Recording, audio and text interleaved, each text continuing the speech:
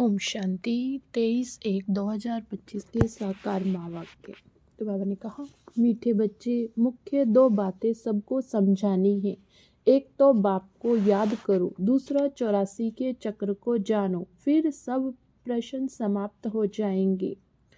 तो बाबा ने प्रश्न पूछा, बाप की महिमा में कौन से शब्द आते हैं जो श्री कृष्ण की महिमा में नहीं? उत्तर है, वृक्षपति एक बाप है। श्री कृष्ण को वृक्षपति नहीं कहेंगे, पिताओं का पिता व पतियों का भी पति एक निराकार को कहा जाता।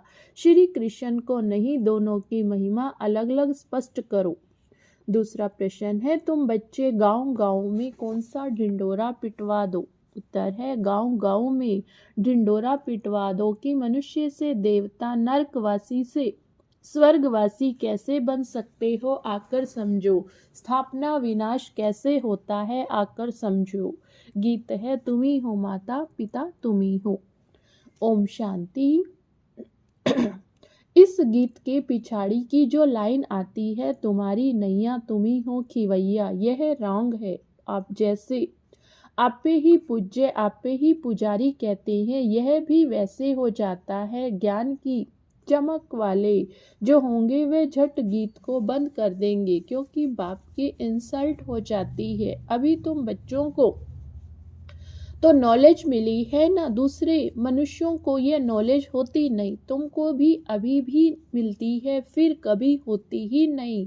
गीता के भगवान की नॉलेज पुरुषोत्तम बनने की मिलती है, इतना समझते हैं, परंतु कब मिलती, कैसे मिलती, ये भूल गए हैं। गीता है ही धर्म स्थापना का शास्त्र है, और कोई शास्त्र धर्म स्थापन अर्थ नहीं होते। शास्त्र अक्षर भी भारत में ही काम आता है। सर्व शास्त्र शिरोमणि है ही गीता, बाकी वे सब धर्म तो है ही पीछे आने वाले, उनको शिरोमणि नहीं कहेंगे। बच्चे जानते हैं कि वृक्षपति एक ही बाप है, वह हमारा बाप है, पति भी है तो सबका पिता भी है। उनको पतियों का पति, पिताओं का पिता कहा जाता। यह महिमा एक निराकार की गाई जाती है, श्री कृष्ण की, और निराकार बाप की महिमा में भेंट की जाती। श्री कृष्ण तो है ही नहीं दुनिया का प्रिंस, वह फिर पुरानी दुनिया में संगम युग पर राजयोग कैसे सिखलाएंगे? अब बच्चे समझते हैं, हमको भगवान पढ़ा रहे हैं। तुम पढ़कर ये देवी देवता बनते हो, पीछे ये ज्ञान चलता नहीं, प्राय लोप हो जाता। बाकी आटे में लून यानी चित्र जाकर बचते हैं। वास्तव में कोई का चित्र यथार्थ तो है नहीं। पहले पहले बाप का परिचय मिल जाएगा, तुम कहेंगे यह तो भगवान समझाते हैं, वह तो स्वतः ही बताएंगे, तुम प्रश्न क्यों पूछेंगे? पहले बाप को तो जानो। बाप आत्माओं को कहते हैं, मुझे याद करो, बस दो बातें याद कर लो। बाप कहते हैं, मुझे याद करो और 84 के चक्र को याद करो, बस यह दो मुख्य बातें ही समझाने की हैं। बाप कहते, तुम अपने जन्मों को नहीं जानते हो, ब्राह्मण बच्चों को ही कहते हैं, और कोई समझ भी न सके। प्रदर्शनी में देखो कितनी भीड़ लग जाती है, समझते हैं इतने मनुष्य जाते हैं तो जरूर कुछ देखने की चीज है, घुस पड़ते हैं। एक एक को बैठ समझाएं तो भी मुख थक जाए, तब क्या करना चाहिए? प्रदर्शनी मास भर चलती रहे तो कह सकते हैं, आज भीड़ है, कल परसों आना। सो भी जिसको पढ़ाई की चाहना है अथवा मनुष्य से देवता बनना चाहते हैं, उनको समझाना। एक ही यह लक्ष्मी नारायण का चित्र अथवा बैज दिखलाना चाहिए। बाप द्वारा ये विष्णुपुरी का मालिक बन सकते हो। अभी भीड़ है, सेंटर पर आना। एड्रेस तो लिखित हुई है, बाकी ऐसे ही कह देंगे यह स्वर्ग है, यह नरक है, इससे मनुष्य क्या समझेंगे? टाइम वेस्ट हो जाता है, ऐसे तो पहचान भी नहीं सकते यह बड़ा आदमी साहूकार है या गरीब है। आजकल ड्रेस आदि ऐसी पहनते हैं जो कोई भी समझ न सके।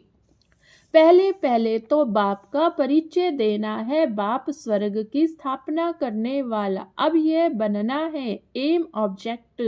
खड़ी है बाप कहते हैं उच्च से उच्च मैं हूँ मुझे याद करो, ये वशीकरण मंत्र है। बाप कहते हैं मामेकम याद करो तो तुम्हारे विक्रम विनाश होंगे और विष्णुपुरी में आ जाएंगे। इतना तो जरूर समझाना चाहिए। 8-10 रोज प्रदर्शनी को रखना चाहिए। तुम गांव गांव में ढिंडोरा पिटवा दो कि मनुष्य से देवता, नरकवासी से स्वर्गवासी कैसे बन सकते हो। आकर समझो स्थापना विनाश कैसे होता है, आकर समझो। युक्तियां बहुत है, तुम बच्चे जानते हो। सतयुग और कलयुग में रात दिन का फर्क है। ब्रह्मा का दिन ब्रह्मा की रात कहा जाता है। ब्रह्मा का दिन सो विष्णु का, विष्णु का सो ब्रह्मा का। बात तो एक ही है। ब्रह्मा के भी 84 जन्म और विष्णु के भी 84 जन्म, सिर्फ इस लीप जन्म का फर्क पड़ जाता है। यह बातें बुद्धि में बिठानी होती, धारणा नहीं होगी तो किसको समझा कैसे संगेंगे। यह समझाना तो बहुत सहज है। सिर्फ लक्ष्मी नारायण के चित्र के आगे यह पॉइंट सुनाओ। बाप द्वारा ये स्थापना,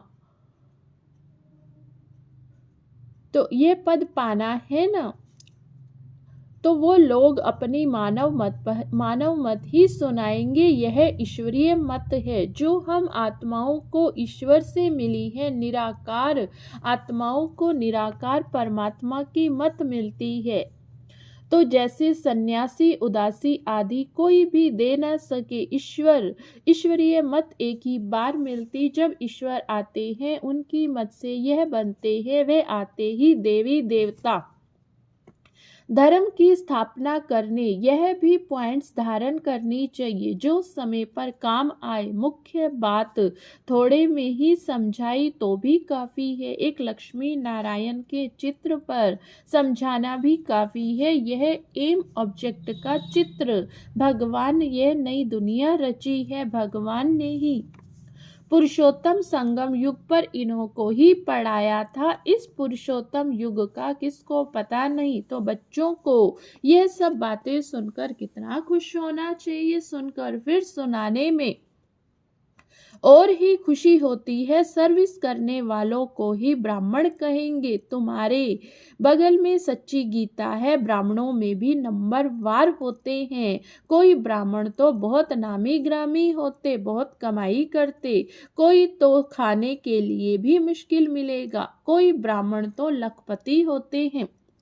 बड़ी खुशी से नशे से कहते हैं हम ब्राह्मण कुल के हैं। सच्चे सच्चे ब्राह्मण कुल का तो पता ही नहीं। ब्राह्मण उत्तम माने जाते हैं तब तो ब्राह्मणों को खिलाते हैं। देवता, क्षत्रिय, वैश्य, शूद्र धर्म वालों को कभी खिलाएंगे नहीं, ब्राह्मणों को ही खिलाते हैं। इसलिए बाबा कहते तुम ब्राह्मणों को अच्छी रीति समझाओ। ब्राह्मणों का ही संगठन होता है, उसकी जांच कर चले जाना चाहिए। ब्राह्मण तो प्रजापिता ब्रह्मा की संतान होने चाहिए।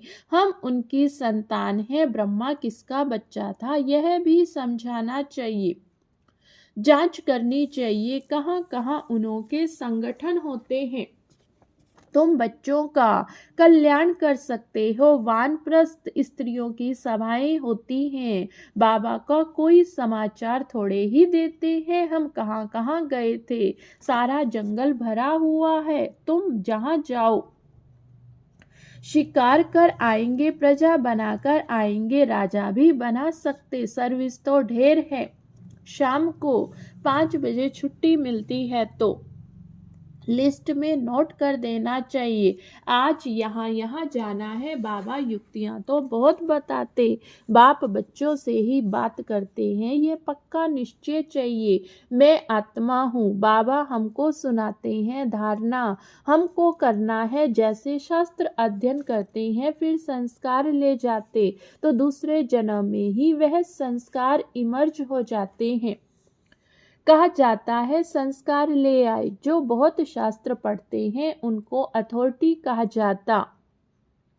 वह अपने को ऑलमाइटी नहीं समझेंगे। ये खेल है जो बाप ही समझाते हैं, नई बात नहीं, ड्रामा बना हुआ जो समझने का है। मनुष्य यह नहीं समझते कि पुरानी दुनिया है। बाप कहते हैं मैं आ गया हूँ, महाभारत लड़ाई सामने खड़ी।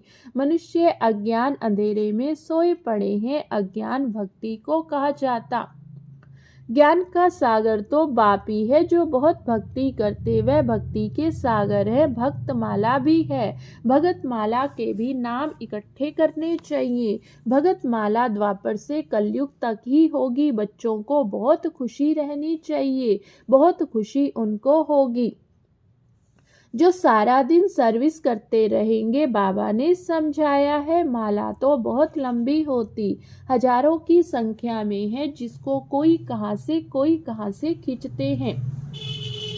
कोई तो होगा जो इतनी बड़ी माला बनाई, मुख से राम राम कहते रहते। यह भी पूछना पड़े किसको राम राम कह याद करते हो तुम। कहाँ भी सत्संग आदि में जाकर मिक्स हो बैठ सकते हो। हनुमान का मिसाल है, जहाँ सत्संग होता था वह जुतियों में जाकर बैठता था।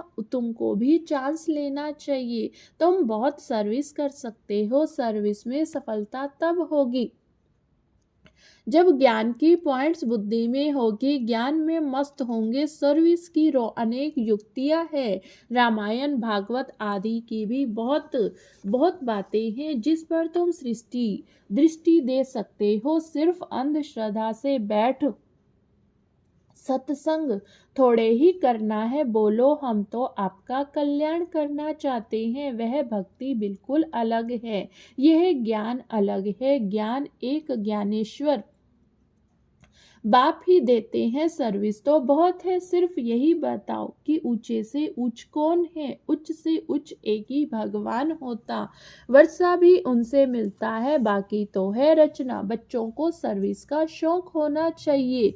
तुम्हें राजाई करनी है तो प्रजा भी बनानी है। यह महामंत्र कम थोड़े ही है। बाप को याद करो तो अंतमति सो गति हो जाएगी। अच्छा, मीठे मीठे सिकिलधे बच्चों प्रति माता पिता बाप दादा का याद प्यार और गुड मॉर्निंग। रूहानी बाप की रूहानी बच्चों को नमस्ते। हम रूहानी बच्चों की रूहानी बाप दादा को याद प्यार गुड मॉर्निंग और नमस्ते। शुक्रिया बाबा, शुक्रिया। धारणा के लिए मुख्य सार, बाप ने जो वशीकरण मंत्र दिया है वह सबको याद दिलाना है। सर्विस की भिन्न भिन्न युक्तियां रचनी है। भीड़ में अपना समय बर्बाद नहीं करना है। ज्ञान की पॉइंट्स बुद्धि में रख ज्ञान में मस्त रहना है। हनुमान की तरह सत्संगों में जाकर बैठना है और फिर उनकी सेवा करनी है। खुशी में रहने के लिए सारा दिन सेवा करनी है। तो बाबा ने वरदान दिया, मैं और मेरे पन को बलि चढ़ाने वाले संपूर्ण महाबली भव। मैं और मेरे पन को बलि चढ़ाने वाले संपूर्ण महाबली भव। हद के कोई भी व्यक्ति या वैभव से लगाव, यही मेरापन है। इस मेरेपन को और मैं करता हूँ, मैंने किया, इस मैंपन को संपूर्ण समर्पण करने वाले अर्थात बलि चढ़ने वाले ही माँ बलि हैं। जब हद का मैं पन समर्पण हो तब संपूर्ण व बाप समान बनेंगे। मैं कर रहा हूँ नहीं, बाबा करा रहा, बाबा चला रहा है। किसी भी बात में मैं की बजाय सदा नेचुरल भाषा में भी बाप शब्द ही आए, मैं शब्द नहीं। स्लोगन है, संकल्पों में ऐसी दृढ़ता धारण करो जिससे सोचना और करना समान हो जाए।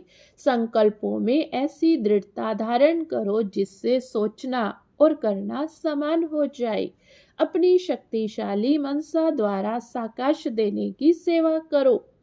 समय प्रमाण अब मनसा और वाचा की इकट्ठी सेवा करो, लेकिन वाचा सेवा सहज है। मनसा में अटेंशन देने की बात है, इसलिए सर्व आत्माओं के प्रति मनसा में शुभ कामना के संकल्प हो। बोल में मधुरता, संतुष्टता, सरलता की नवीनता हो तो सहज सफलता मिलती रहेगी। अच्छा, ओम